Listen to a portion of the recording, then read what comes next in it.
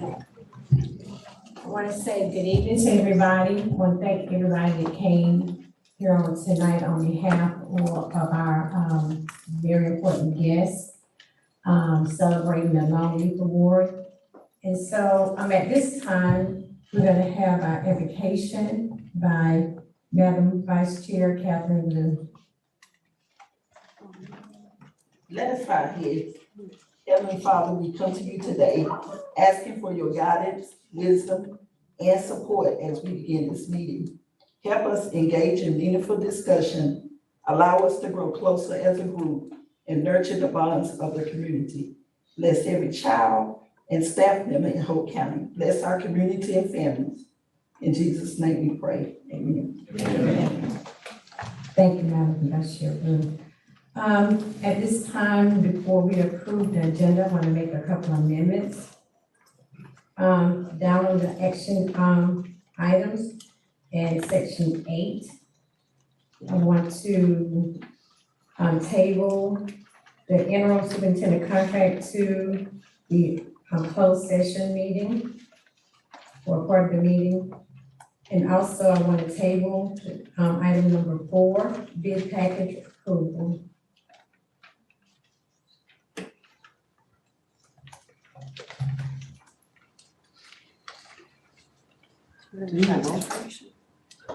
Just to receive information on it. At this time, I need a motion to amend the agenda. I make a motion to amend the agenda with the following items. So motion on the floor to amend the following items that was read. It's been second. All in favor say aye. Aye. Any opposed? Thank you. So at this time, in my chairwoman's report, I would like to talk about someone, like I said in the beginning, very important person on tonight. This young lady has received one of the greatest honors that someone can receive in the state of North Carolina. This young lady, she is important to us. She's important to our school district. She's important to our children. She's important to the staff that she worked closely with for many, many years. And I believe that this young lady did deserve this highest award. The Longleaf Pine is the award that she received. The Longleaf Pine is presented to someone who have proven extraordinary service to the state. And so I would like to read a little bit about Ms. Maisie Quick.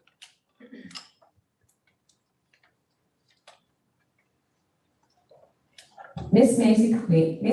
Maisie L. Quick is a dynamic business education teacher with strong classroom management skills and leadership skills. She has been employed with the Hope County Schools District for 30+ years. She was the first to graduate from college in her family. Maisie works at West Hope Middle School in Rayford, North Carolina. She served on the school improvement team as the chairperson, the MTSS team, teacher, lead representative for social studies teachers, instructional facilitator for the beginning teachers, Title I coordinator for her school, and instrumental in organizing a school PTO, Parent Teachers Organization. When she serves as the treasurer and school liaison, Maisie is the AYPYN after school coordinator, which is an after school academic / tutoring program for the students to increase academics and social skills. The program runs from 4 p.m. until 6 p.m. on Tuesdays and Thursdays. Ms. Maisie teaches students to think critically, improve, and problem solve. Her passion and values are shared through her classroom instructions, relationships with students, staff, parents, and community. Her many years in the business sector included finance and secretarial duties. She worked as the administrative assistant at her church for 20 years. She's currently works with youth choir and other duties as assigned by the pastor of the church. Maisie's education and credentials include the following: associate degree in childhood education, Sandhills Community College, 1978. Bachelor of Science in Business Education, Fayetteville State, year 2000. Master's degree, Curriculum and Instruction, University of Phoenix in 2006. Master's degree, Administration and Supervision, University of Phoenix, 2013. West Hope Middle School Teacher of the Year, 2014 through 2015. Hope County School District Teacher of the Year, 2006 through 2007.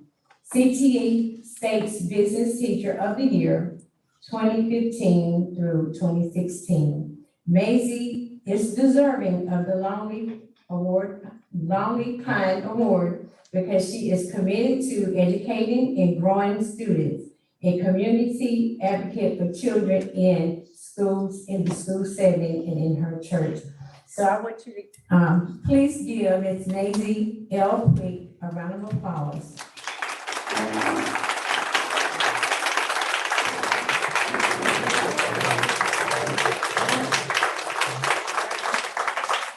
So at this time, we're going to ask that Ms. Maisie come up, and we're going to have our very own state representative, Garland Pierce, to present this prestigious award to her. Thank you.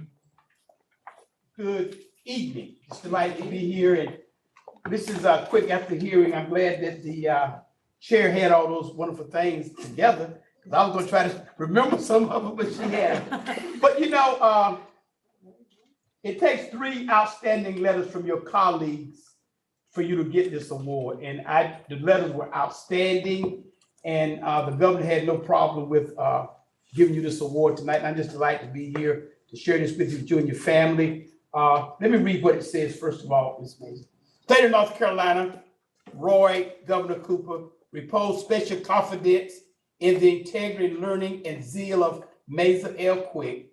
I do by these present confer the Order of the Longleaf Pine with the rank of Ambassador Extraordinary, privileged to enjoy full and all rights granted to members of this exalted order, which among is a special privilege to propose the following North Carolina toast, in selected company anywhere in the world. Here's to the land of the longleaf pine, to the summer land where the sun does shine, where the wheat grows strong and strong grow great. Here's to down home, the old North State. Ms. Quick, I'm just delighted to be able to share with you today. It's been a while, long coming, but we're here tonight. So God bless you. You do an outstanding job according to all that the chair read tonight. I didn't know you did all that. But congratulations to you. And you have touched the life of so many boys and girls in church, here and everywhere. So you're to be commended tonight. Usually we, it's just good when your co-workers do this. And that's what it took. You got some good letters. It really made a difference. So God bless. Where's your husband? Tell him to come up here. James, come up here and stand with your lovely wife. That is your husband, isn't it? I get to this side. I make you smile. Congratulations. It took both of y'all working together. That's why I want you to come up.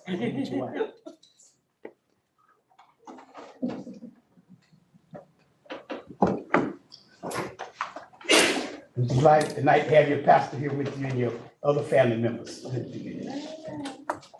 Everybody okay? Let me just say first, thank you all to our interim superintendent, to all of our board members, to all of the West Hope Middle School family, to my church family, to the district, Hope County family. Just thank you, thank you, thank you. Thank you, thank you, thank you. When you love what you do and you do what you love, you will always make a difference. So thank you again. I would like to take this time to give my wife some flowers while she's living. This is from the kids, the grandkids. We like to say, Maisie, we love you, and we are so proud of you. God will continue to bless you, and our family, we may continue to grow. God bless you. All right.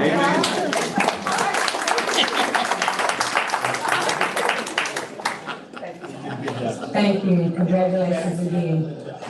Thank you.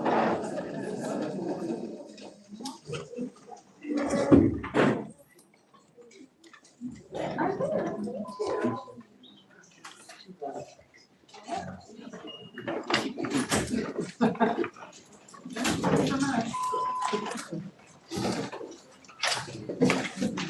this time, we're gonna go into our meeting. I don't know if you all want to stay, but you're welcome to stay. But, we're about to start our regular, meeting. Point of order, Madam Chair. Yes. I would like to just take this opportunity to recognize or talk about Williams Hollingsworth and Tom Pilkington. Both of those men were on the Board of Education when I came, and they have since been passed away. And I just wanted to recognize them, and that is Williams Hollingsworth Jr. and Mr. Tom Pilkington, and they did a great service for the whole county school system. Thank you, Rosa, for that. So at this time, Madam Chair, can we do a moment of silence for Mr. Davis at East Hope Middle School? So at this time, we're gonna have a moment of silence for all the previous board members that have passed away, and also for Mr. Davis.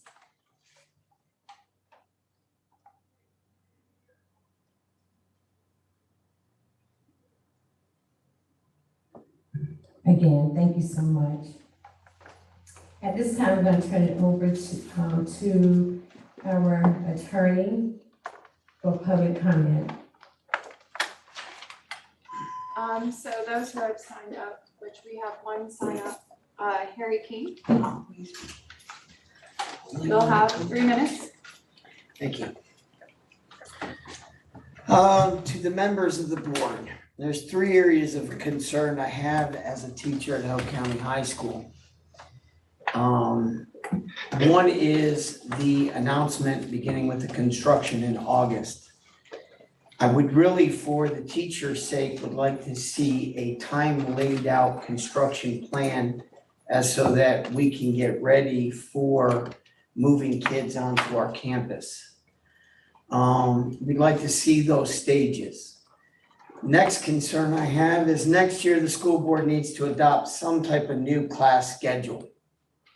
I know we're in a block schedule, but with the school in the state that it's in with the number of teachers, and I don't see too many teachers coming on board in the profession. So we have to figure out some type of schedule. I've looked at 2 or 3. If any of the board members want to sit down with me and chat over possibly going from a 4 block to a 6 block at 50 minutes of class. I've worked that out.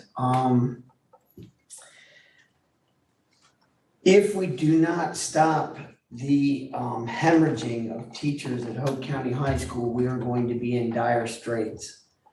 The last thing I'd like to mention to the board members deals with not only the board members, but also the county commissioners. We have had lack of support from the county commissioners going all the way back to 2005. That means that our county supplement has only been at 6% since 2005. We have counties surrounding us that are pushing up to 12. You have 20 in Wake. You have a lot more in the big counties. For us to stay competitive, we need to ask the county commissioners to figure out a way to find more in the supplement. If we don't, I fear that even more of our teachers will hemorrhage and will be leaving Hope County Public Schools. Again, last thing I'd like to talk about is teachers that are doing extra duties on top of their normal duties. Example, we have some teachers that are covering close to 5 to 12 substitute teachers in grading papers. There is a way that we can cover them and compensate them. If you consider selling a planning period, that averages out to be about $300 a class. If you consider we take that down to $200 per teacher and $75 per sub, at least the teacher is being compensated monetarily so that they are not doing the work for free and out of the goodness of their heart, because that has a tendency to wear and tear on an educator. Sorry about that. No, Time. that's fine. Thank you. Thank you. How's that? The alarm. Turn the alarm. Madam Chair.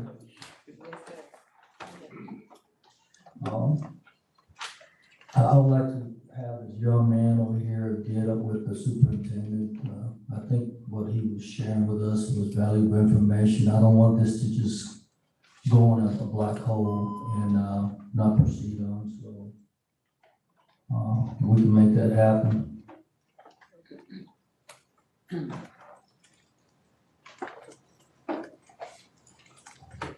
Yes, thank you, Ruben. So at this time, need approval for the consent agenda. Minutes for September 12 and 26, 2023. And Invasion Services Incorporated amended contract.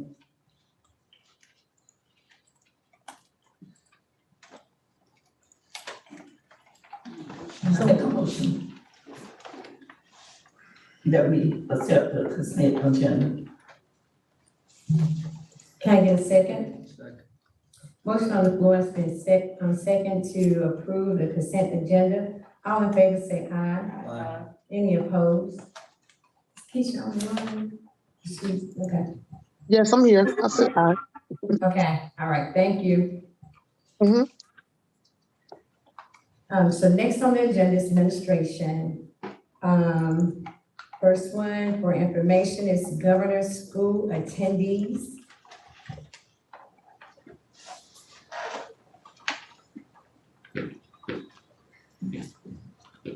Good evening.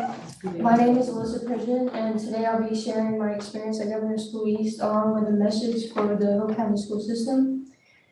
Members of the Board of Education, today I'm sharing my life-changing experience at Governor's School East, demonstrating the fundamental truth of Nelson Mandela's famous quote, "Education is the most powerful weapon you can use to change the world." My journey started in high school where I wasn't given the education I deserved. It was a setting damaged by uninspired kids, uninterested teachers, and a general lack of enthusiasm for learning. My desire to enroll in college, receive a problematic education, share my morals, generosity, and dedication to making the world a better place faced significant obstacles in this environment. The lack of interest in learning directly resulted from teachers who went through the motions. Education is about building a culture of respect for one another, kindness, and endless interest in learning. It became more evident that education is not only about textbooks and exams. I found hope and inspiration at Governor's School. This program represented a significant change from the setting to which I had become accustomed to. It offered a distinctive variety of student backgrounds and learning styles, exposing me to viewpoints I had never encountered before. This diversity made me reevaluate my preconceptions and broaden my worldview. The teachers were a big part of why it was such a fascinating experience, since they continually fueled our intellectual curiosity. They didn't simply share knowledge, they also sparked our interest in commonly unanswered questions. The classroom evolved into a vibrant setting where critical thinking was supported and required. This life-changing experience at Governor's School East changed how I view education. It showed me that accepting the questions themselves is what actual progress is all about, not just finding solutions. It motivated me to pursue intellectually challenging interests and establish a lifelong passion for learning. The words of Nelson Mandela have a strong emotional impact on me, since they perfectly sum up what I've learned. Education is a powerful tool for bringing about change. It can mold minds, cultivate compassion, and enable people to have a beneficial influence on the world.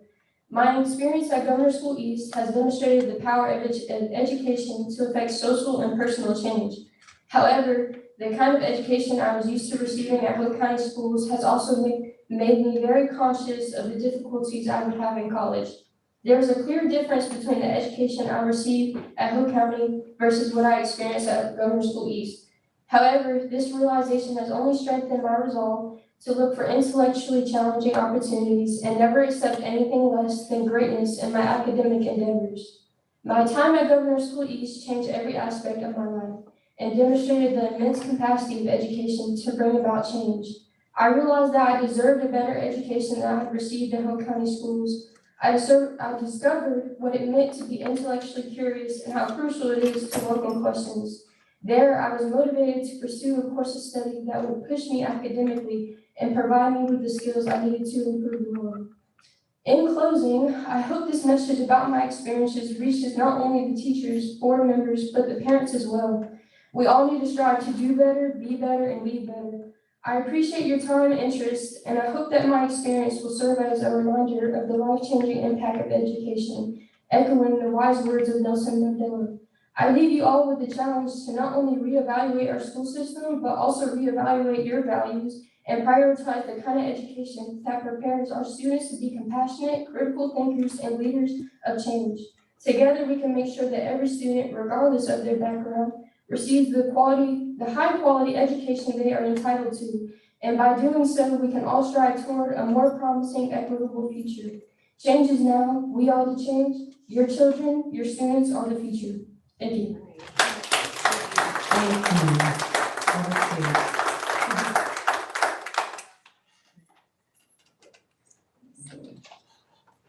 Next, standing committee, policy committee, Dr. Shotwell. Thank you, Madam Chair. I also want to say in 30 years, I've never had a student come back from governor's school saying they hated it. I mean, it's 100% satisfaction. It's a great experience and it's life altering. And I have gotten letters in the past for the opportunities that I've been able to get. And we appreciate the information tonight. Thank you so much. It's very articulate and we got it.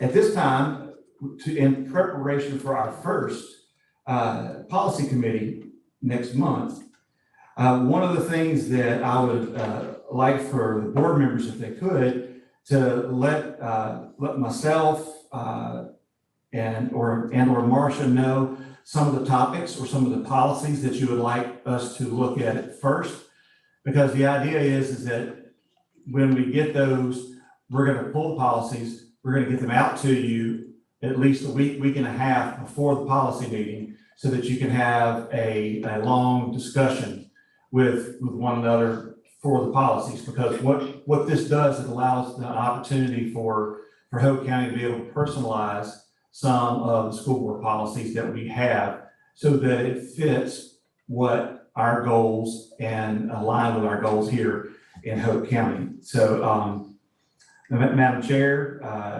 if y'all have some topics right now, we can find policies. If not, I'll be glad to take any emails or calls. Madam Chair. Question for the superintendent here. Is there any outstanding policies that need to be revised besides what we have here on the agenda? That would be a good start. If we have anything out there that needs to be updated besides what we have here. Right now, we do not have that, but I know that the School Boards Association, once a lot of the session laws are settled, we're going to be getting some of those policies coming to us probably within the next month. And if that's the case, we'll bring those up, in some of the first ones that you will be able to look at. I would think that would be a good start right there.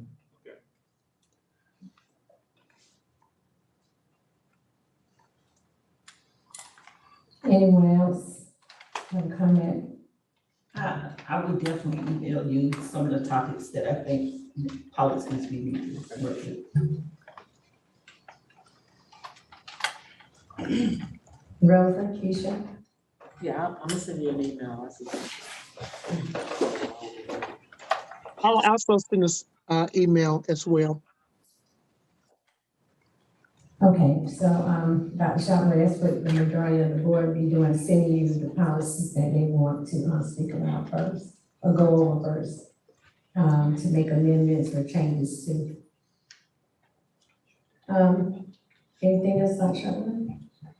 No, ma'am, just remember there's 3 board members that are members of the policy committee. We will be taking minutes and we will post the time and the date. We're going to be doing it right before the school board meeting, but still we have to post it separately to let everyone know that if they're interested in coming and listening, they're more than welcome to do that.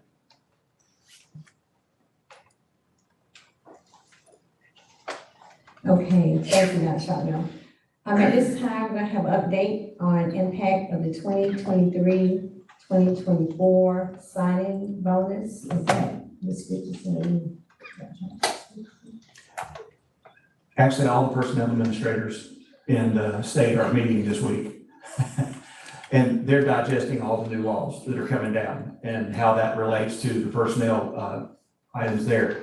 Okay. What, if you will, one of the things that we wanted to let you know is how did those new sign-on bonuses help us in terms of the number of people that we have at each school.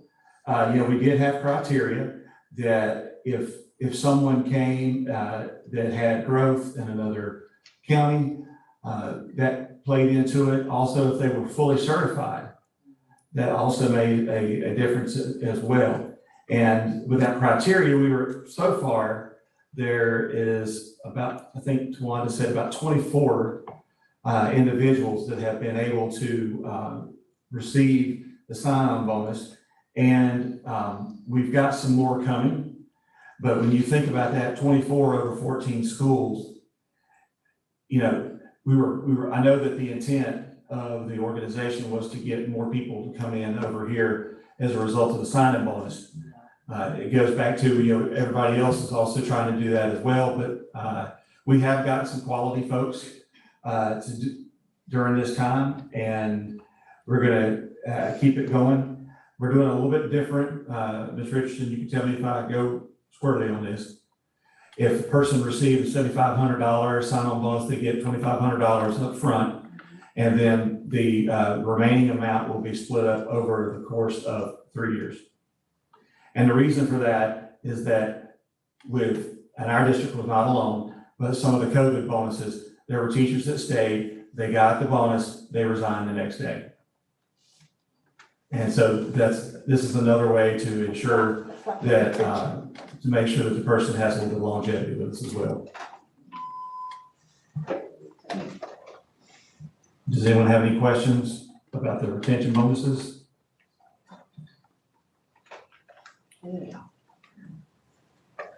All right, thank you, Dr. Sutherland. At this time, we're gonna have the 2023-2024 budget presentation.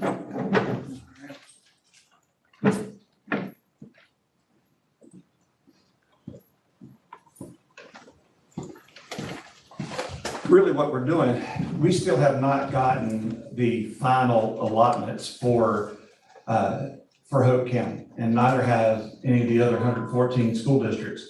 But as we look at our enrollment, we could kind of get a gauge in terms of what we're going to potentially expect with our allotments that come down from the department. If you look up here, with the COVID, right after COVID started, school districts up through last school year were held harmless.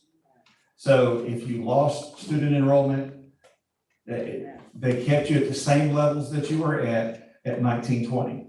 Now, those school districts that were growing, they did get an increase. But for everyone else, and really probably about 80 out of 115 were struggling because of COVID, because it changed the way people view school and how we do school, and we're slowly getting those folks back. And when I say average daily membership, I'm going to say ADM, and so the hold harmless provision ended at the end of June of this year.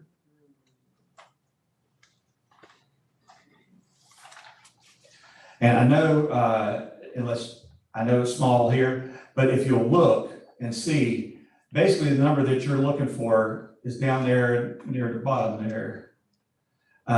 We are 276 students off of what we were projected to have. And that was after 20 days. Why is that important? Each one of those students generate funding for a teacher, for transportation, for special education, our low wealth money, everything is tied back to the ADM that we have on here.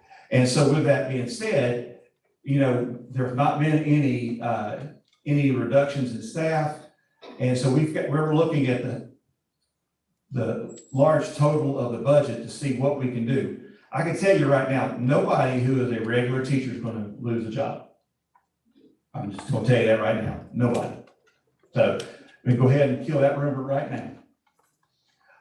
What we're doing, we do have vacant positions, unfortunately. And as a result of that, we're going to be looking at those to make some of our changes. And I believe on the next slide, we'll give you an example.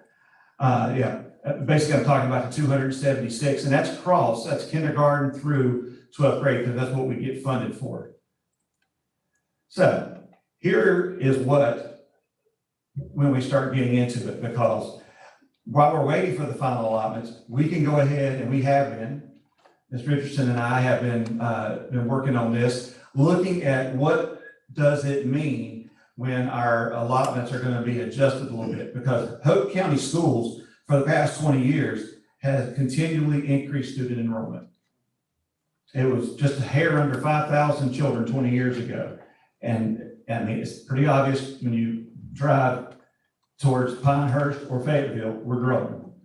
But at the same time, this was really interesting because we were projected to have 753 kindergartners in the district. 142 of them did not show up. Now, in the past, the finance department at the Department of Public Instruction, they use birth rates and historical data to determine what that enrollment looks like. You know, we're going to go back and kind of look at that as well. But what that has done is that it has set up some places where you've got classes with 8 or 7. I mean, that's great. I mean, I would love for that to be able to stay like that, but that's not how we're allocating our money, which if you'll look at the next, this is what it comes down to when you're looking at your teaching allocations. And I've had folks in the past, they said, well, you know, and I was a high school teacher. I don't think I ever had 29 kids in my classroom. It was always more than that. But if you look up there, kindergartners, every 18 children that I get 1 teacher. So if you take 142 divided by 18, that's how many teaching positions I'm not going to be allocated when the allocation comes out. And what we're doing is we're going through each of the grade levels with 1st grade, 2nd grade, 3rd grade, because those are the ones that have been with cap sizes. And we don't want to take, let's say that there's 2 2nd grade classrooms and one has 7, one has 10, you know, and then there's another class that has 11. We're probably going to try to split those kids up and take a teacher position back, reallocate that teacher back at the school if there's a vacancy in another grade level. You know, each situation is going to be looked at carefully. I can assure you of that. But I just wanted you all to kind of be in the thinking mode of this is the reason why you'll see a reduction in the overall number of teachers that we have, because we don't have the ADM to drive it. And if you're looking at 276 and you take away 142, then you can see that they're coming all over the spectrum here. And the problem is that you don't have a classroom of 17 in a 3rd grade that's just didn't show up, and you can just take that class. Unfortunately, when you start getting into 4th grade through high school, you start seeing that they may be, the allocation is just a hair of being able to get 4 full-time, like 5th grade teachers. But because of the enrollment, they really are only earning 3. And so we've got to take all of that in consideration and do what's best for our children. And so what I really wanted to do was just to give you this, because right now, the whole financial system is shut down as they are retooling for a new model year. They're retooling for a new system that we're going to be reporting all of our finances on. You know, back in '74, we started the Uniform Reporting Act, where it was the same all across 100 counties in North Carolina. And we've been able to hold true to that. But with this new system, it's going to be, it's going to still do the same thing, still hold the ratios here. That did not change in the legislation. But we're gonna be able to see what we're getting in all the other areas. And once we get that, we'll be able to start putting the budget together with actual real numbers that we have, once we get our allocations. Are there any questions that anyone might have? Can you tell me the ratio, the ninth grade, 26:5 to 1? Yeah, I don't know where the half child comes from. You know, I think maybe that's my kid because he's in ninth grade this year, so he might be the half that we're looking for, I'm not sure. But that's just kind of based on formula. And that's, you know, rather than making it 27, you'd be surprised. You make it 27, that exponentially changes the number of teachers that have to be added to the payroll. So what does this mean? What does this mean for substitute teachers? Well, I can just tell you, the substitute teachers are gonna have plenty of work. I mean, even if we're reducing some of the vacant positions, there's not a day that goes by that I've got 100% attendance. There's not a school district in North Carolina that has that. And so there will always be a need there. And we don't have enough now as it is to be able to fill some of the needs. So this might be able to help us a little bit. The hard part is that when you're looking at middle schools and high school, that it's really hard to change once that boat's out to the ocean like we've got. And because, you know, for them, you have to look and see what's the enrollment going to look like in some of the classes second semester.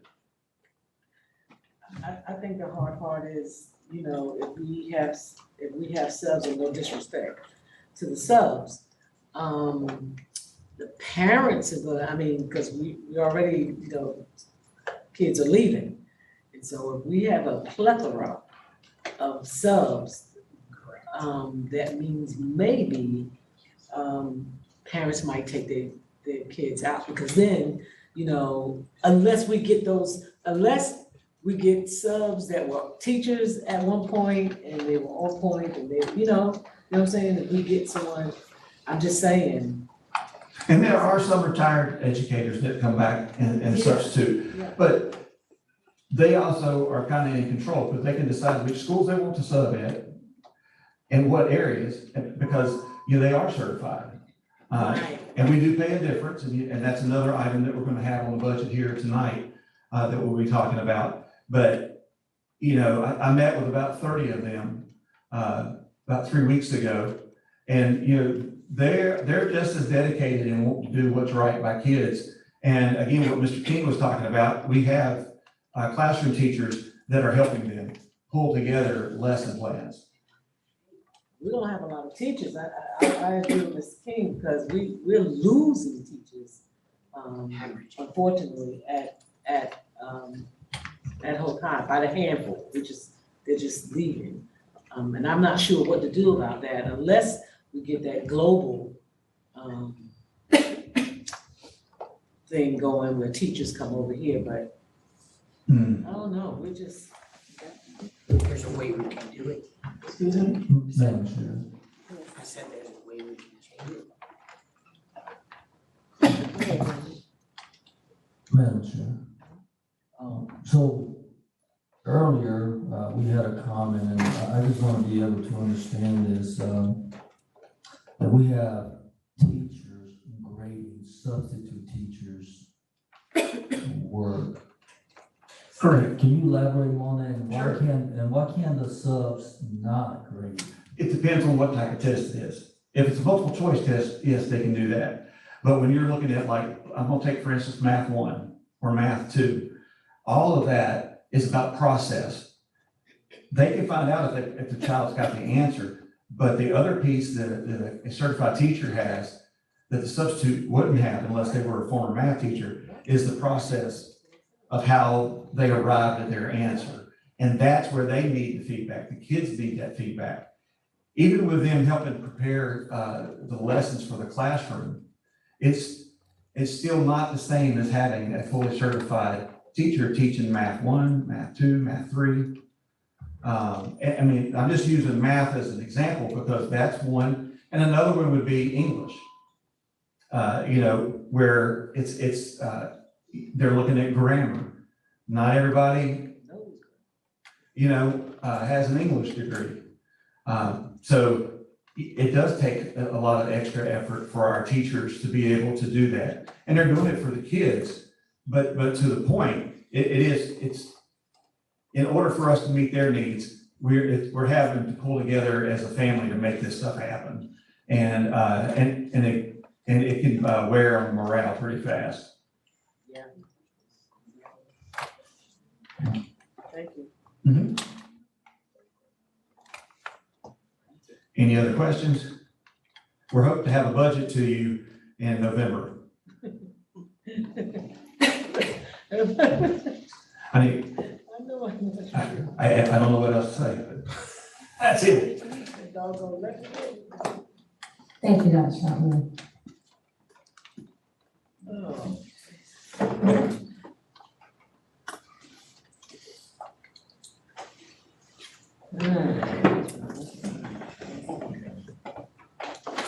At this time, we're gonna have the selection of the project manager. Can you read that, Hunt? Yes, ma'am.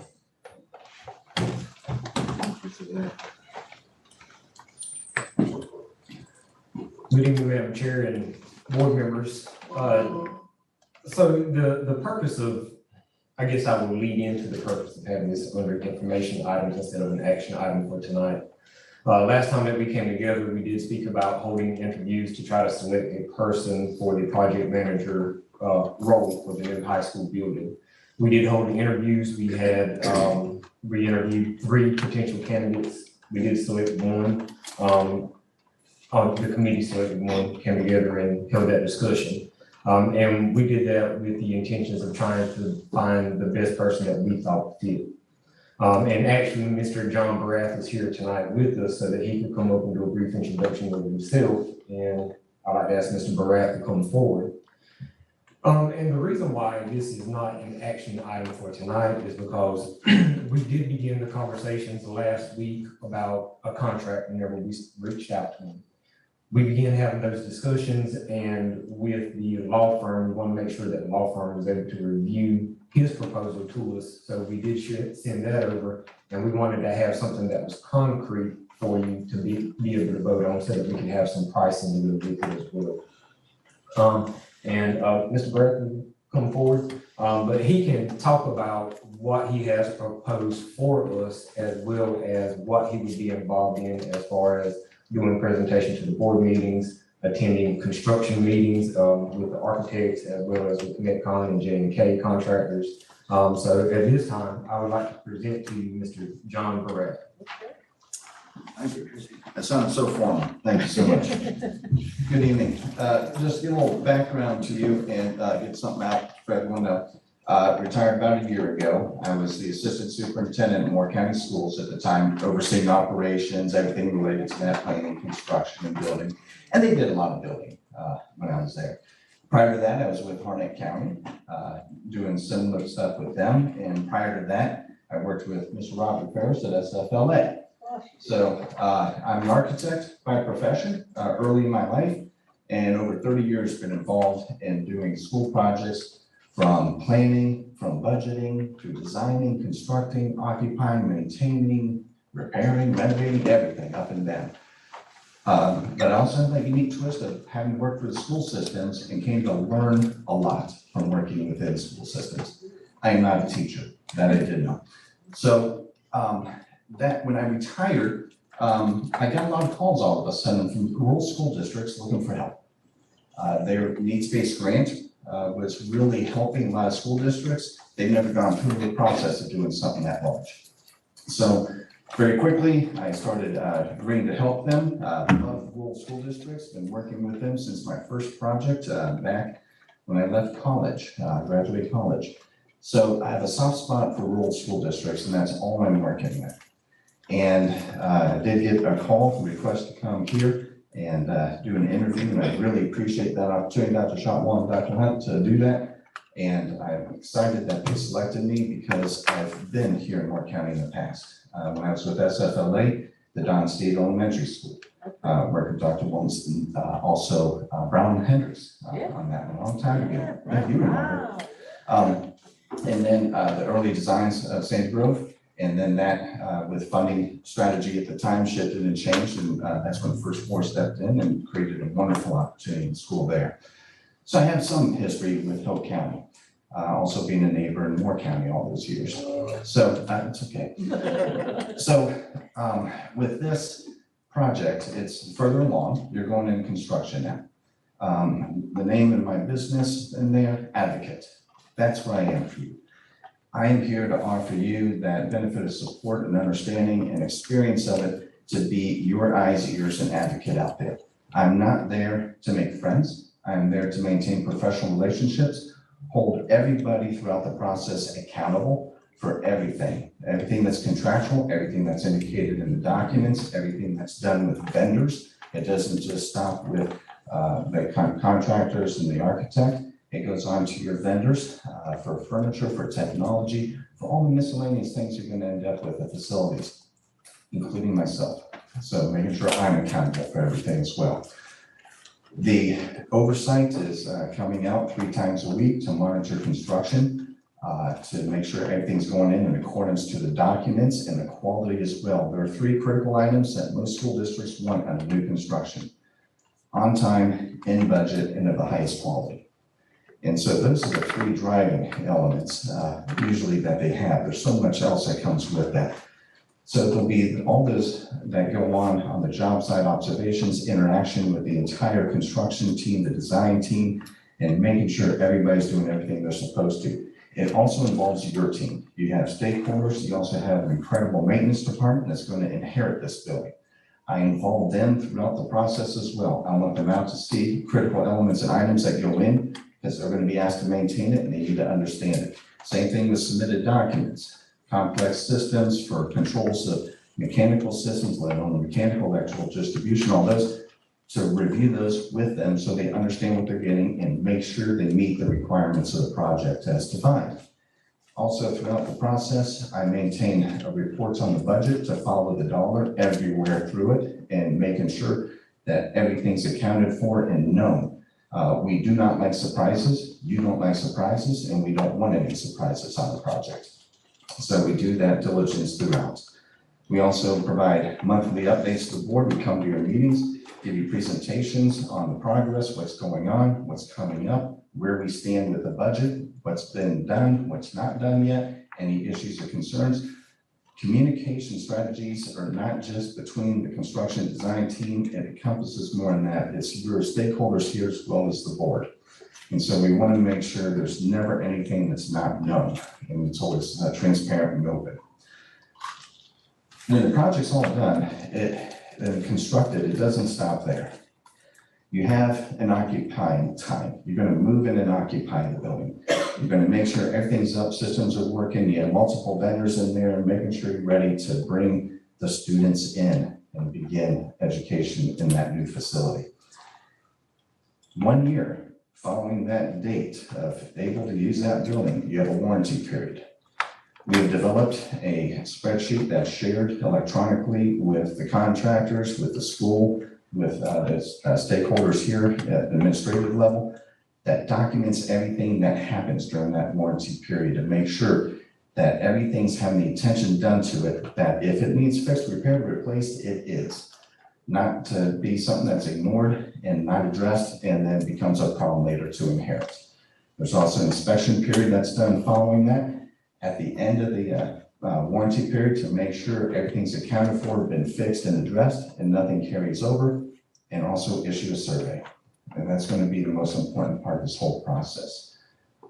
Your teachers, your students, administrators, everyone's had 1 year in that building. You have set out goals at the beginning of the conception of this project that you wanted achieved. We want to make sure at that point you get that feedback. Was all this achieved? Was the outcomes that you wanted achieved? Was the overarching goal achieved of this? And this critical feedback you get will benefit you on any future projects that you may be looking to do, additions, renovations, or anything, adapting spaces. It'll also be a benefit to everybody else because we would share that with the design team and the contractor as well. So the process isn't just through construction, it's that period of occupying as well. So There's a lot in there. I just wanted to hit some of the highlights with you tonight and then afford you the opportunity to ask any questions you may have.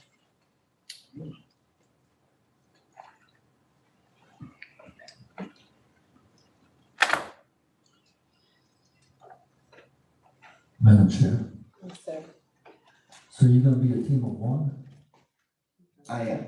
Okay, thank you. I'm a small business looking to grow here. And that's a fair question, and let me tell you what my workload is currently. Doing similar work with Perquimans County Schools. They're building a new intermediate school, and I'm assisting them through the process. They're in the design phase. I'm assisting Hertford County Schools with capital planning. That may not lead into any immediate construction or anything with that. Granville County Schools, been assisting them with some school shifts and changes, and that project is wrapping up. Ongoing others are small consulting, minimal, probably a couple hours a month. So I have the ability to spend the time that I've proposed in the hours I've proposed here to be on your project and give it the attention it needs. So you don't foresee anything interfering with your duties here? Barring my health, no. Thank you. So my question is, you mentioned using the maintenance department. So how involved do you have them? As involved as it's almost annoying to them would be my goal, because I want them to see where everything is that's going in. I'll give you an example, cutoff valves. I want them to know where every single one is and how to get to them. That they're not in a place that might be difficult to access at various times. I want them to understand where all the cleanouts are and that they can access those clearly. I also want them to understand the mechanical systems and how they're going in as well. So I want them to have full knowledge of everything, so when it's done in their head, they've already seen it all. So you're saying after the project is up? Okay. During the project, I'm gonna bring them out. For example, when the sanitary lines are put in under the slab, I want them to see where they are.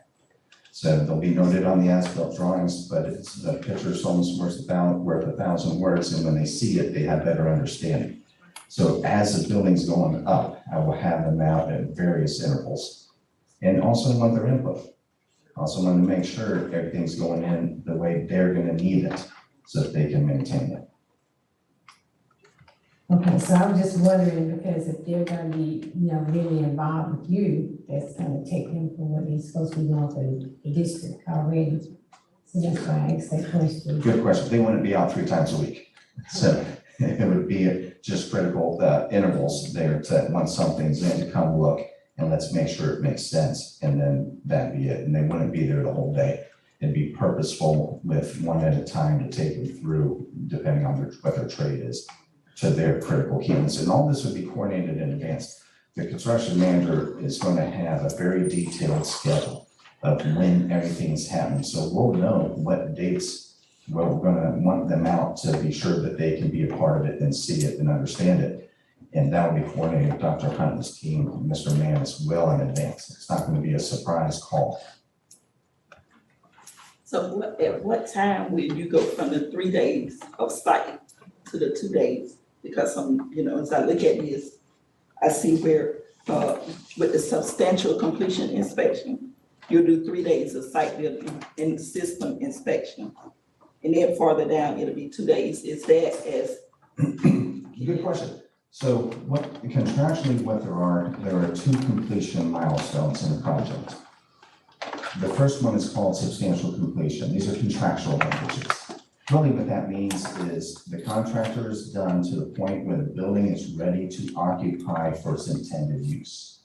So you're ready to bring all your vendors in, your furniture, everything, and you're ready for students. At that phase, usually takes a couple of days to go through and inspect everything and make a punch list. That is then given to the design team, and then the design team does theirs and shares then the final result with the contractor to come back and fix. Once they come back and fix everything that's on those lists, now you're at the final. And that's a final inspection, which is pretty much that construction's done, everything is in as required by the contracts, and they're done to a point, and this warranty period's underway. So that's 2 inspection periods is really what that is. There'll be 3 per week throughout the project, and the project's about 22.8 months. Thank you. Okay, so have you been brought up to speed now on the project? I have a lot more questions that I want to get to. One of the important things is I need to get full understanding of how you, the administration board, everybody got to where they are, get through the entire set of construction documents. So I have complete understanding of what's being built, what's going to be done, and so I know the expectations. I've read the contracts that were done so far with the design team and seeing risk discussion. So I'm getting the information and be ready to begin that. If I can jump in, Madam Chair. Prior to submitting this proposal to us, Mr. Barath did request some documents. I gave him access to those documents so that he could review it. And granted the time period that we started having these conversations, it more so around about a week. And if we gave him access to every single thing at that time, he probably wouldn't have had enough time to look through every single detailed contract and where we are yet in this current phase.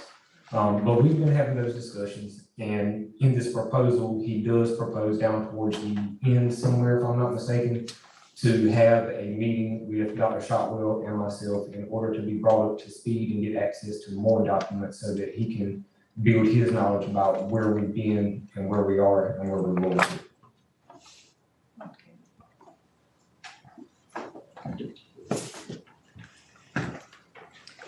I would like to include, I would like for Ruben to be in on those sessions so that we can get a better understanding of what's going on. Mhm. Because for a while, we didn't know that certain things came up to hinder the project.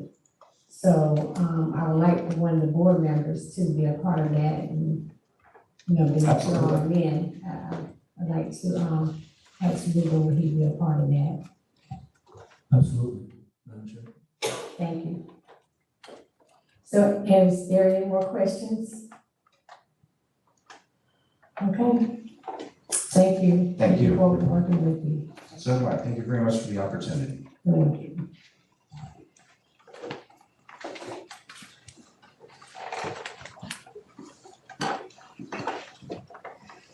So at this time, we're at our action items. The first one is the new NCSB policy related to the Parents' Bill of Rights legislation. This is our second reading. Yes, Madam Chair, and we've included all the strikeouts, any of the changes that were in the existing policies, and what the new policies look like. And once you approve it tonight, it goes into effect tomorrow. Did everyone get a chance to review it? Madam Chair, are we referring to all policies, or we're gonna address each policy individually? It's intended to be all together. All right, so I have a few questions regarding 1310 4002, just some clarifications.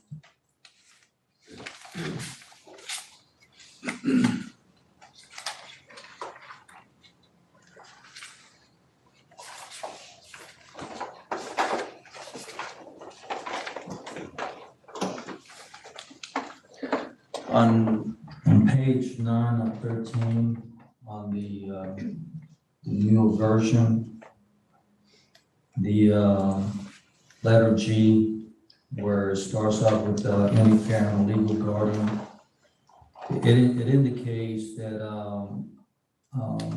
the parents are going to be notified.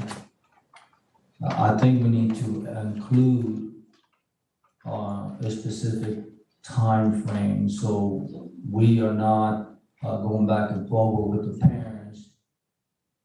So I think we need to be more specific with this paragraph, and maybe 30 days. 60 days. We need to, I think, Madam Chair, I think we need to be specific, so there's no, pushback. Well, you didn't give me a specific time frame, but I think that we should have a specific time frame here from the time of notification to when we should require the parents to either reply back. And the paragraph clearly says that if you don't have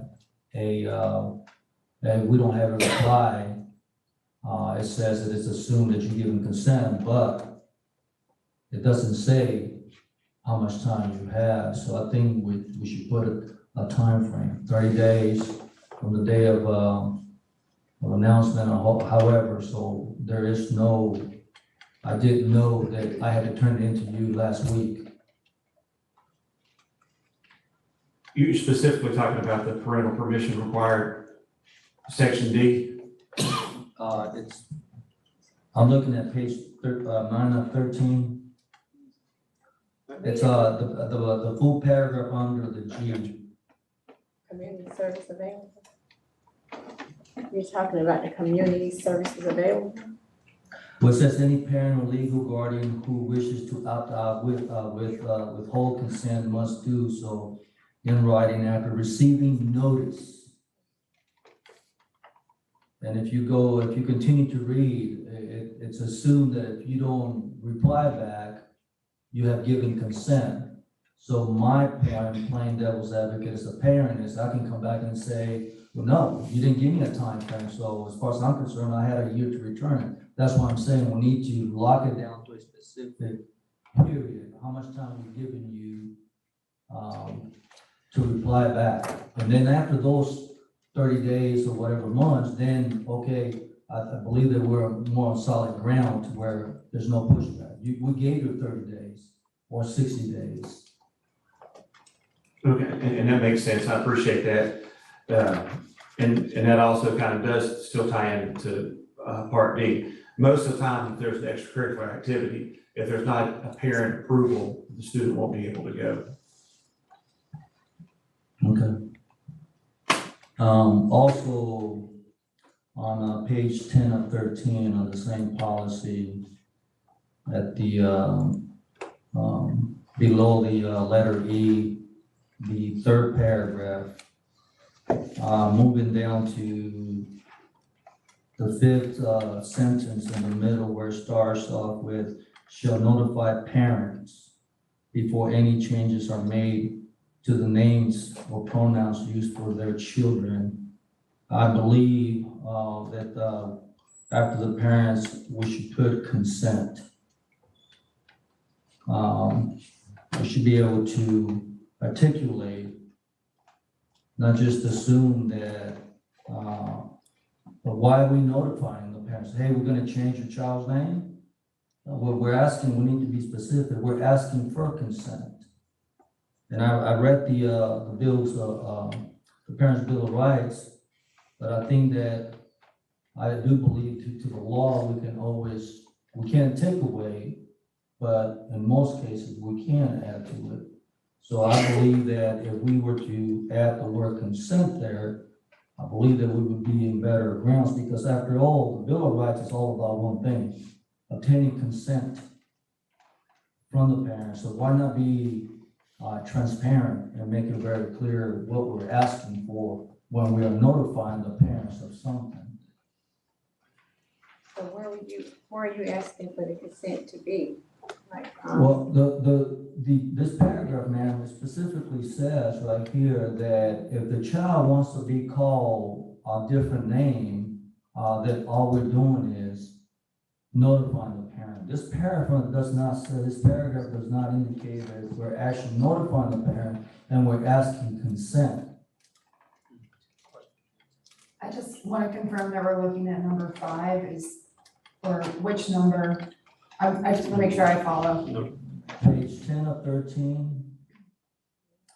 And when you look at the middle of the page where it says letter E, procedures for parental involvement in student health, you drop down to the full paragraphs, 1, 2, 3, the third paragraph.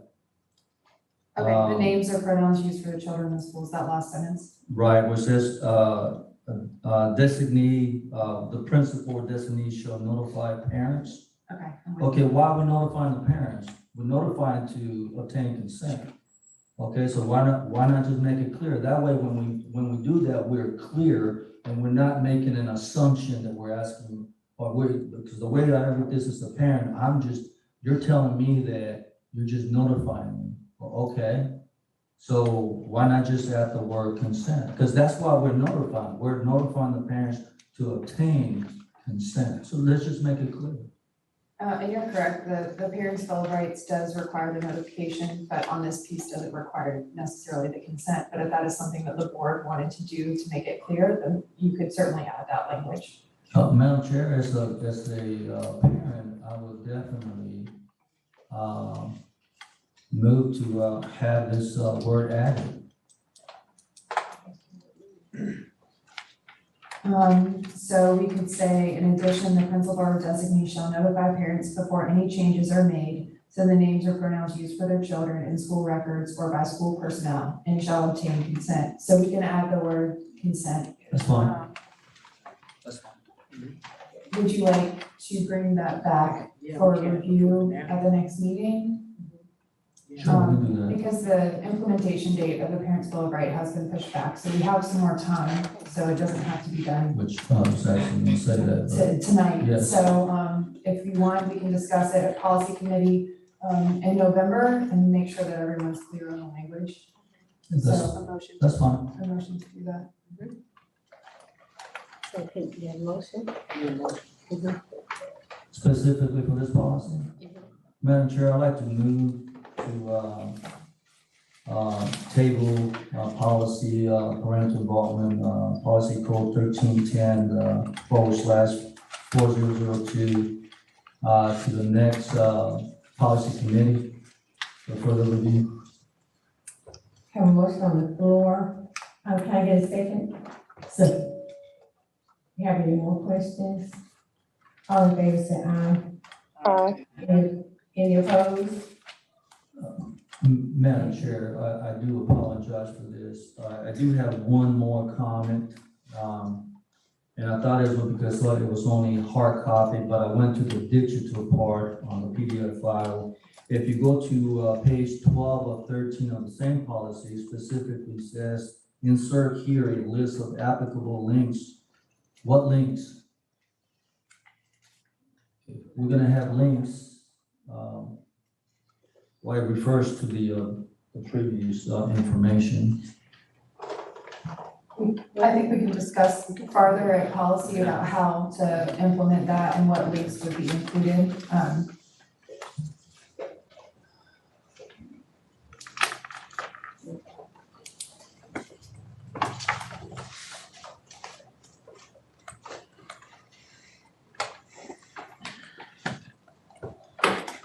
Okay, so, do we have anyone else? Any more questions about the supporting documents, the policy and stuff?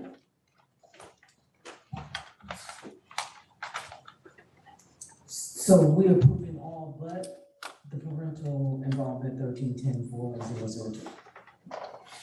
Correct? Madam Chair.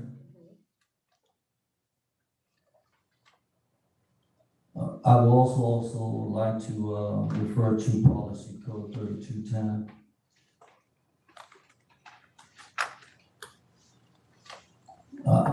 Regarding page 1 of 2, letter B, where it says parental objection to materials.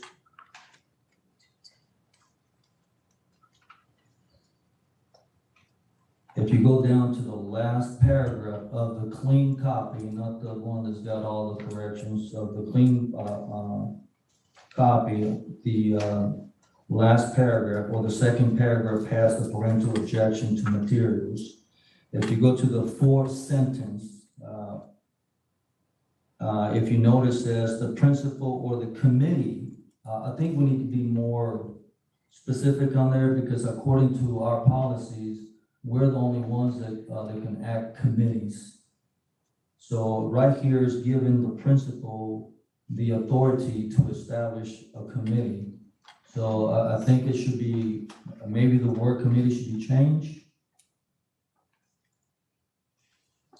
One of the practices that I've seen in other districts for this is that you'll have a school level committee that includes parents of that particular school and members of the media center staff. So we could designate it as a school level committee, or you guys could have a media and technology advisory committee for the district. So it's done several different ways. If you want to discuss those options, again, we can, if you want to move to pull this one from this agenda and we can talk about it at policy committee, that's an option.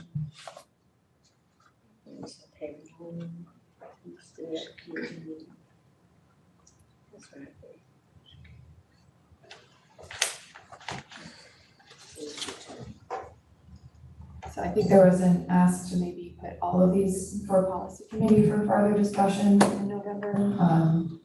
Or if there are no others that are specific, I will say that 1310 and 3220 are the biggest lifts for the district to implement this new legislation. So if there aren't any concerns with the others, we may want to just move forward with those. So are there any questions with the other ones? No, Madam Chair. Tisha? No. Okay. So you need a motion to, okay, so we're gonna take out the 1310 and 1320. And what was- So Madam Chair, do we need to make another motion for this other one, or we just include it to the first motion? Just go ahead and make a second motion since we've already passed that one, that you're gonna take 3220 to policy committee. And then we'll need a motion to approve the remaining. So that's 35, 40, 43, 35, 47, 20, 61, 20, and 7,300 to be in effect beginning tomorrow.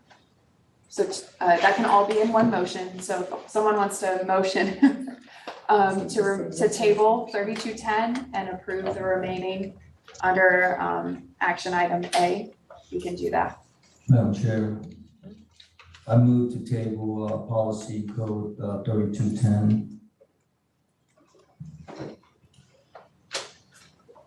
Can I get a second? Second. All in favor say aye. Aye. Aye. Any opposed? Thank you. Madam Chair, can I get some clarification? Did I make or not make a motion for policy 1310 40002? Who seconded? Second was you. You did.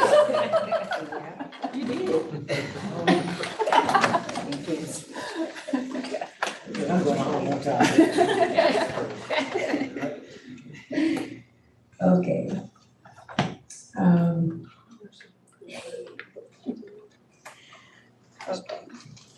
Okay, so everybody listen up. So now I need a motion to approve the rest of the policies. Madam Chair, just to be clear, it's gonna be policy codes 3540, 4335, 4220, 6120, and 7300. Yes, it's 4720. Yeah, 47. Say again? 4720. I think it was just a misnumber. 4720, Mm-hmm. correct. 6120 and 7300. Correct. Madam Chair, Go ahead. I move to approve the following policy codes, 3540, 4335, 4220, 6120, 7300.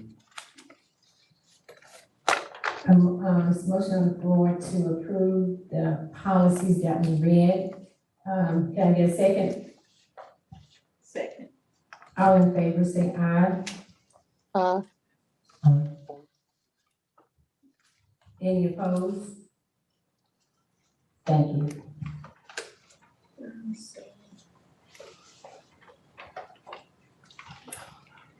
The next on the agenda is the NCSBA hosting platform for the Hope County Schools Board policy. Turn this over to Dr. Shotwell. Thank you, Madam Chair. I know we talked about it in depth at the last meeting, but really what we're asking you to do is for an approval. There is a one-time fee of $1,250 and an annual subscription will be $36.50. However, it is prorated. I'm not sure if they can have it up and running on November 1st, but let's say that they did, then the bill for the 23-24 school year would be $2,433.33. It's basically $304 a month, and it's the best $304 you'll spend a month for not only for the public, but also for our teachers, principals, and staff to be able to access and find applicable policies. Dr. Shotwell, what's the fees again? How much was it again? What was the total amount? Oh, yeah. $1,650. Let me do some quick math here. It's about $304 a month. Right. But what was the total amount? It was It's $3,000. $3,650 per year. Yeah, $3,683 if they start November 1st. And so that'll carry us to the next year, to November of next year.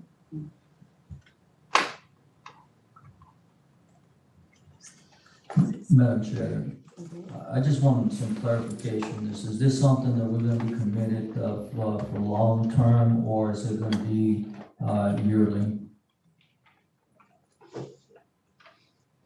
I think it'd be beneficial to be yearly because policies and it's always changing. So that'll keep us up to date with the policies. Yeah, I mean, it's renewable each year. It's a renewable contract each year. Thank you. Sorry. Any more questions? Can I get a motion to approve the NCSBA hosting platform for Hope County Schools Board policy? Madam Chair, I move to approve the NCSBA policy web hosting for Hope County Schools. Second. Motion on the floor for the policies, the NCSBA hosting platform for Hope County Schools Board policies.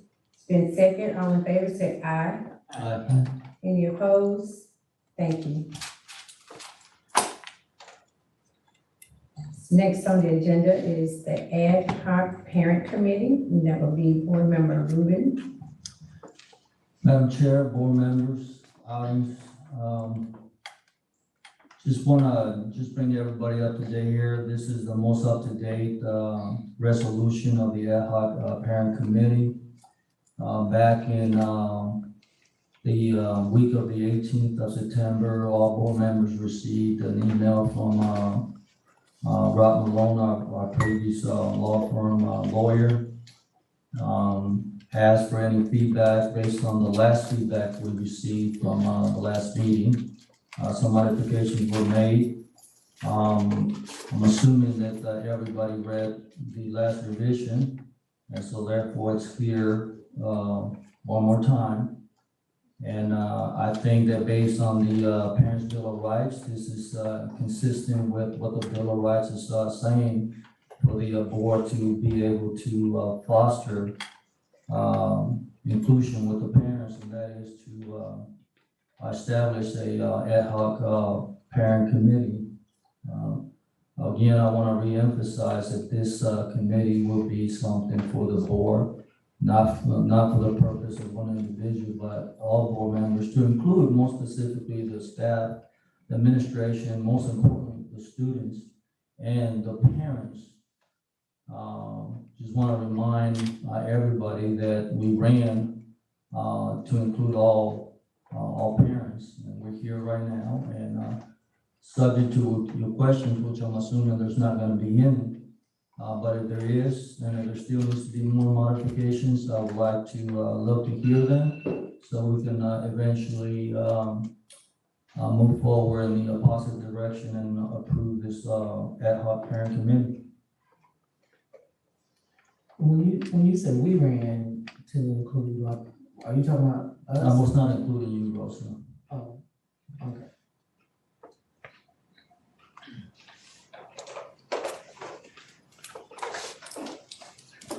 Do we have any questions about the ad hoc parent committee?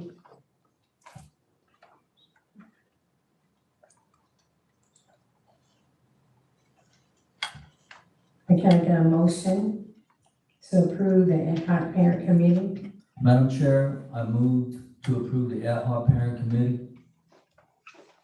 Can I get a second?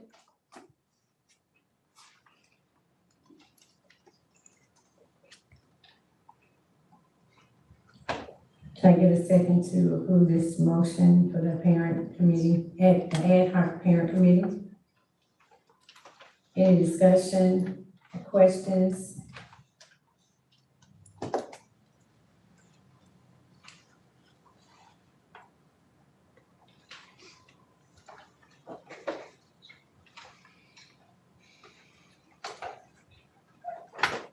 Madam Chair. Yes. Can I make a motion? Yes. I move to table this ad hoc parent committee until,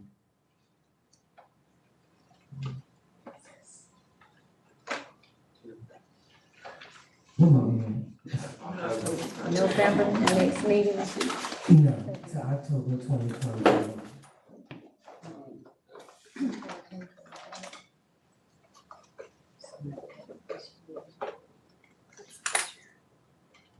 So October 2024.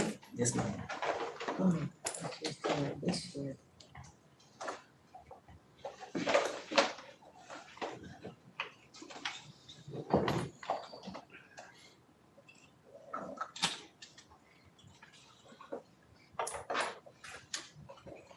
So motion on the floor to table the ad hoc parent committee to October 2024. Can I get a second?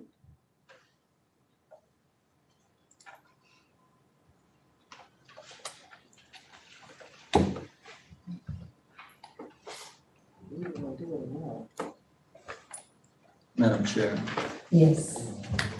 I would like to make another motion. Yes, go ahead. If, we can, table this to the next, monthly meeting. Okay. Motion on the floor to table the ad hoc parent committee to the next monthly meeting, which is in November. What is that, November 10th?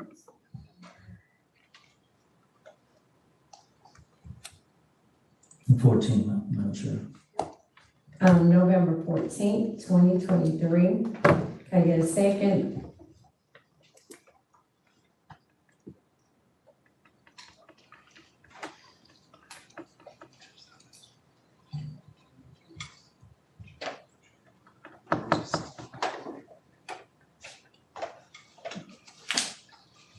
Can I get a motion to, discuss this in a closed setting?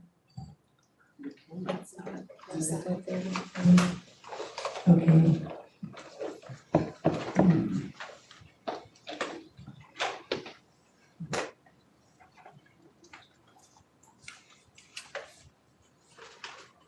Is there any more motions, any concerns, questions, comments, discussion, why we can't move forward on something?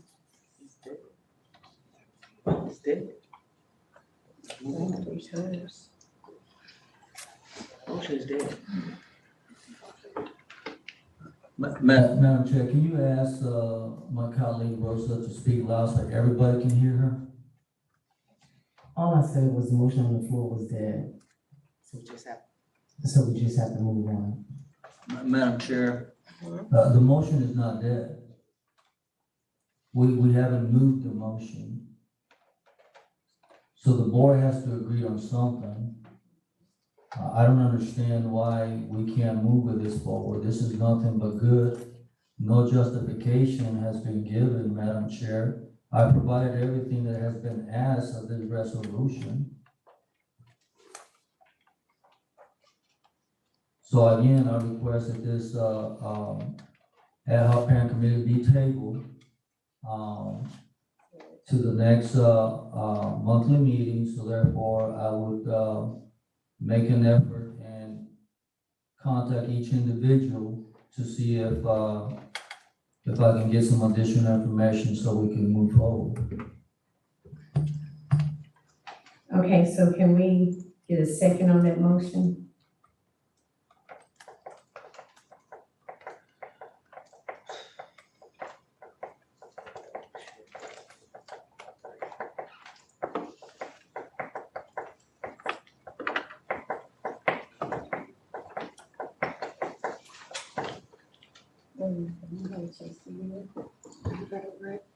And you're permitted to establish, The board can establish ad hoc committees on approval.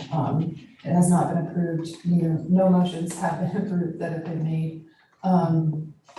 So at this point, I believe they are all dead for a lack of second. That doesn't mean you could maybe bring it back or request that it be put on an agenda at a later meeting. That's right. Okay, Madam Chair. So the ad hoc parent committee will be put on the next, meeting, which is November 14th. No, Ruben will bring it back when he feels it's appropriate. Oh, So all the motions are dead. Madam Chair, just so all my colleagues are aware, I will make contact with each individual, and then at the appropriate time, I will bring back up again to be on the agenda. okay, thank you, Ruben. So at this time, we're gonna move forward to item number 4, design bid pay. Well, I table it to the next meeting. Okay, item number 5, substitute teacher, non-certified, Dr. Shotwell. Yes, Madam Chair, thank you very much. As I discussed earlier, our need for substitute teachers has grown, not only here in Hope County, but everywhere around us. And if you look, you can see the current substitute pay for districts that are in the Sand Hills area of North Carolina. And when I met with the substitutes at the high school, they too are being asked to cover a class. The only ones that would not be covering during their off time for that particular teacher are the ones that are actually assigned long-term and are working on the lessons there. Like we have one substitute I know that is almost finished with a bachelor's degree and is working, helping to put together the lesson plans for the social studies class that they're teaching. During the conversation, one of the things they asked is if we could look at changing the rate for our substitute teachers. And in doing so, we also want to ask for those folks that have certification that want to come back and give back. So the recommendation on the floor would be for the substitute pay to go from $98 per day to $117 per day, and move the certified substitute teacher pay from $135 to $150 per day.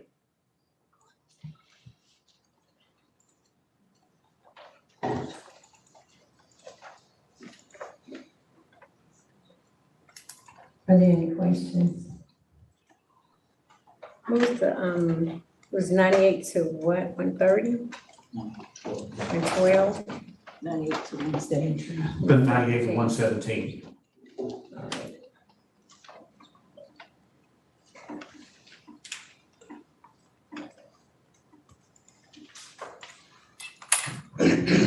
You have any questions for Dr. Shotwell?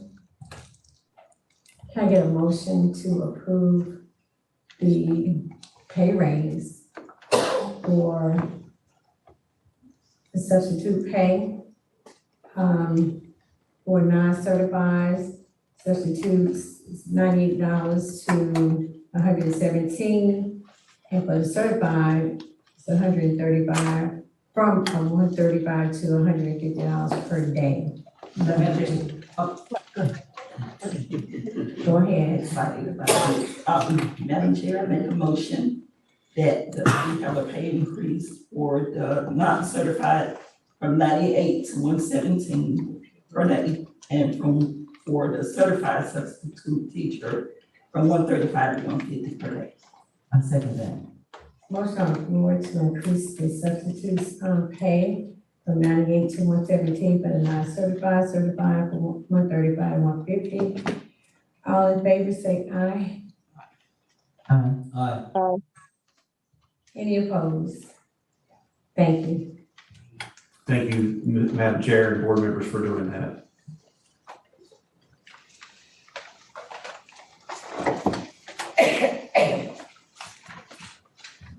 Okay, so item 6, we're gonna do that in closed session. Item number 7, revised capital budget, that'll be Ms. Richardson. Jeff, I go.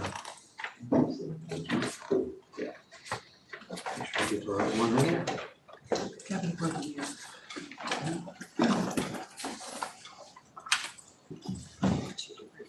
You say.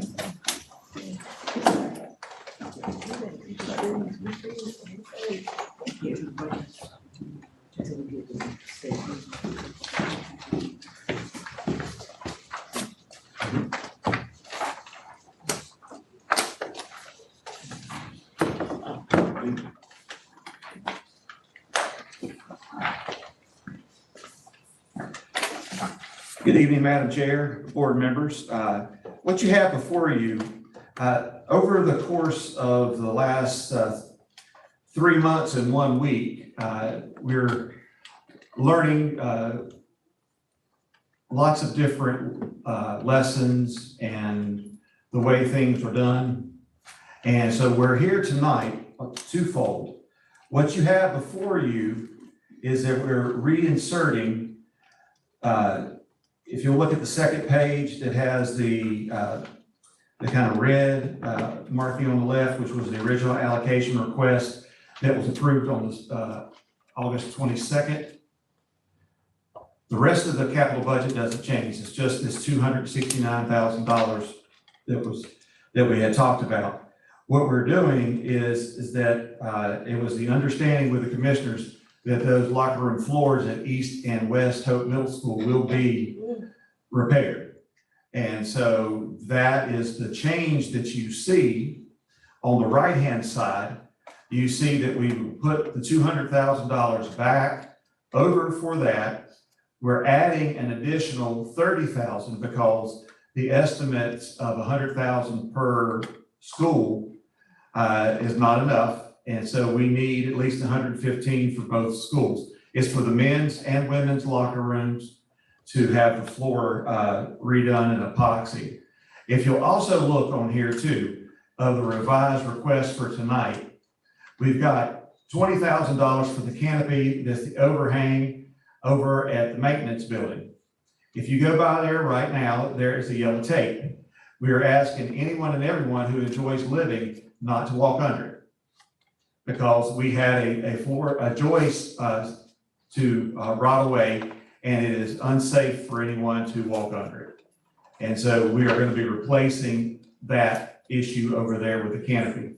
The other piece is the chimney at Hawkeye Elementary. That project has been done because, to me, that was very much an emergency. We had an engineer out that said that a nice, strong hurricane-type wind could take the chimney down. And quite honestly, you don't know if it's going to happen while kids are there, parents are there, and so that was very much an emergency that was completed. And so what you have here with the reallocation, we basically are putting 230 into the locker room floors. We're putting the 1,650 to the chimney and 20,000 to the canopy over at the maintenance building. That leaves us with a rough balance to play with taxes and everything else with the other projects that we're doing this year of about $1,881.85 to play around with. As I say all that, I did speak with Chairman Thomas today and asked him if it would be okay too, that if you'll look at the second page that I handed out that was by itself, it says additional capital request. And what I'm asking for here, it's not on there, I'm sorry, Jake. What you see there are the items that were removed from the approved budget of this year. What we would like to do is be able to ask them if there's a possibility of them being able to help with any of these projects. I'm gonna write a letter to them and deliver it Wednesday. Well, tomorrow is Wednesday, so I'm gonna deliver it tomorrow. We're gonna deliver it tomorrow with a request. And then if they can give just a little bit, then we'll have to prioritize one of these items on here and come back to you all and ask you if you agree with the prioritization. But these all right here are also other impending issues. One of the other things I also made an assurance on behalf of the superintendent's office is that next year, that even though Dr. Spells will be the one doing it, I'm gonna be able to share with him the process so that projects that are put into the proposed budget are projects that are unifiably agreed upon by the cabinet, maintenance, and everyone else, that these are the top priorities for Hope County Schools.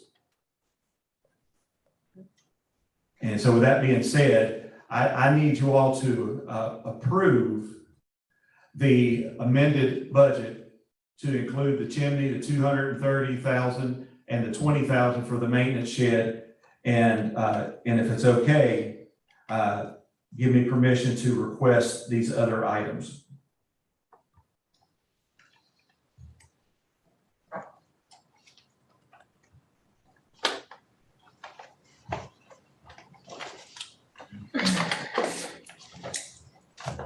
I'm sitting here trying to hold my peace because everybody's reporting money except for the person that should be reporting money.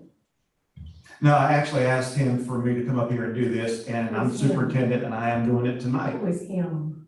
Are you talking about Dr. Hunt? No, I'm talking about Ms. Richardson. She's the finance person. She's finance person, but the last time I checked, she's not in charge of capital. And the last time I checked, she's finance. So Yes, she's ma'am, okay. she sure is. Okay, does anybody have any questions? Okay.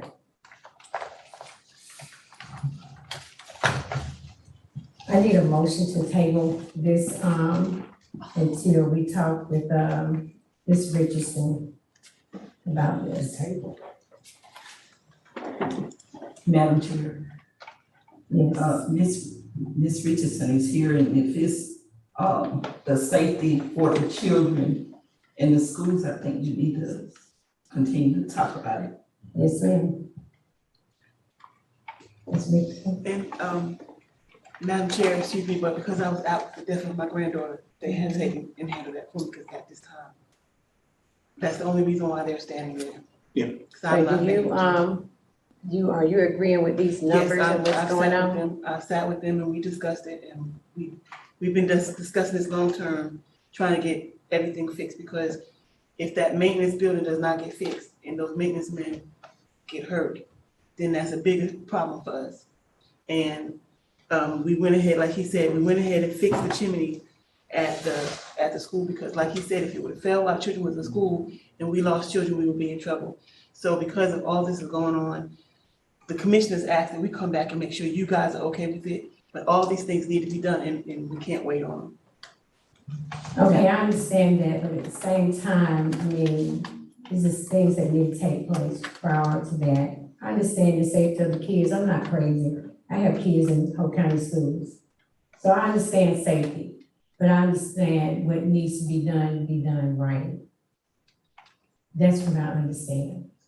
Madam Chair, Yes, ma'am. I make a motion that we accept this and give Dr. Shotwell the approval to go to the commissioners for the additional capital requests. Second. Only because Ms. Richardson is okay with it. Motion on the floor. It's been second. All in favor say aye. Aye. Any opposed? Thank you. So, Ms. Richardson, I'm looking forward to a finance report at the next meeting. Yes, ma'am. Thank you.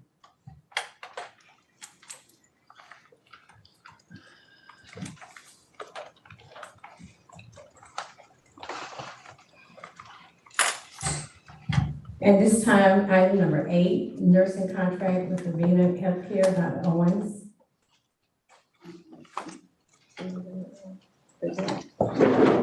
Madam Chair, that's not under my department, I think that's just on my. Oh, that's exceptional yours. Okay, I thought the other was. Yeah, it was just a misprint. Okay, thank you. Good evening. Yeah. Here, vice chair, school board members, and all those in the audience, Dr. Shockley. I am here to present just one contract, which is an Avena healthcare contract. We have a new student to the district that came with multiple special needs. And this particular student has a nurse that's with her. So this contract is specific to this one student.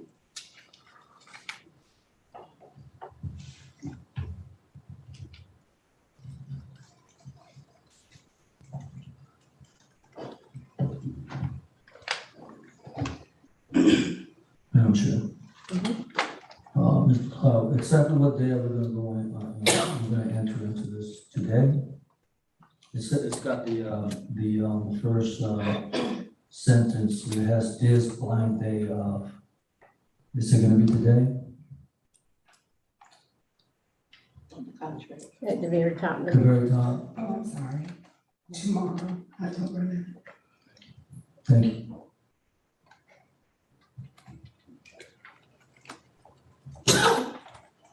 Is there any more questions? Can I get a motion? I make a motion that we approve the Avena healthcare contract 23-24. Second. Thank you. Motion on the floor to approve the contract for nursing services. It's been second. All in favor, say aye. Aye. Any opposed? Thank you.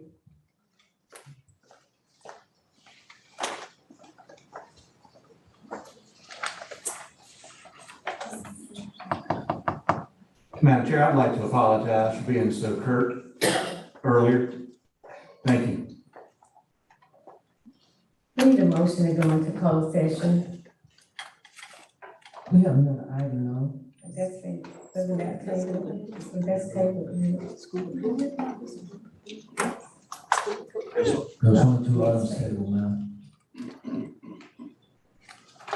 So, number 9. School improvement plans. Who's doing that one? AJ.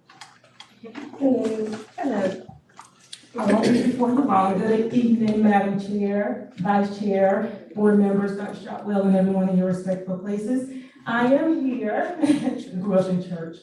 I am here on behalf of Dr. Erica Fortenberry, the Executive Director of Federal Programs and School Improvement, to recommend and request board approval for our school improvement plans for the 23-24 academic school year.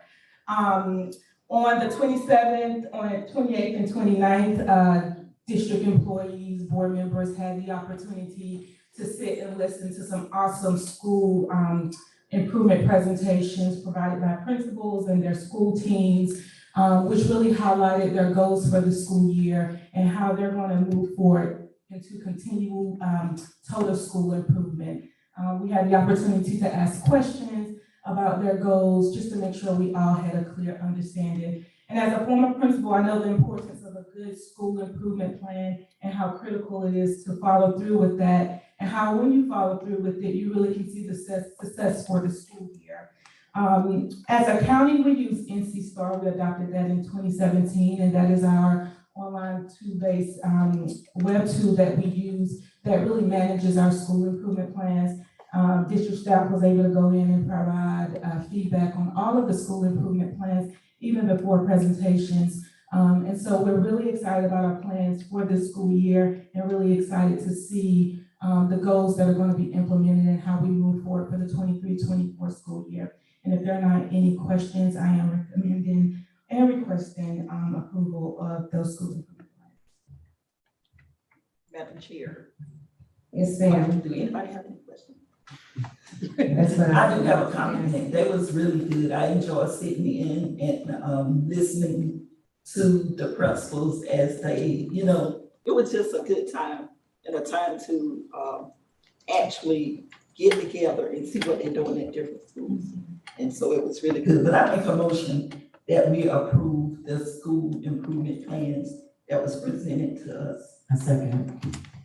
And I echo Ms. Blue.